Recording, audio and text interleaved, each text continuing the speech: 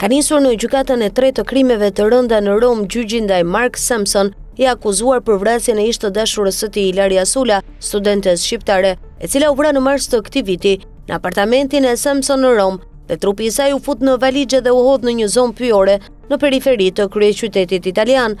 Prokurorët e Romës, të koordinuar nga zëvendës prokurori Giuseppe Cascini, kanë ngritur akuzën e vrasjes me dashje me paramendim, motiv të kotë, marrëdhënie emocionale me viktimën dhe fshehje të kufomës. Në bazë të provave të mbledhura gjatë hetimeve, është kërkuar dhe miratuar gjykimi menjëhershëm. Në sallën e gjyqit ishin i pandeuri, familjarët dhe miqtë e Ilaria Sulas, të cilët mbanin një foto të saj dhe mesazhin "Drejtësi për Ilarian". Sipas La Presse, avokati i familjes së viktimës, Giuseppe Sforza, ka deklaruar se pozicioni i nënës së Mark Sampson po finalizohet dhe se asaj i është ofruar një marrëveshje prej 2 vitesh burg në këmbim të pranimit të fajësisë. Ajo akuzohet për bashkëpunim në fshehjen e trupit dhe për pastrimin e gjakut nga vendi ku dyshohet se i biri vrau ish partneren. Familja e Ilarias po e përjeton këtë moment me shumë tension dhe trishtim.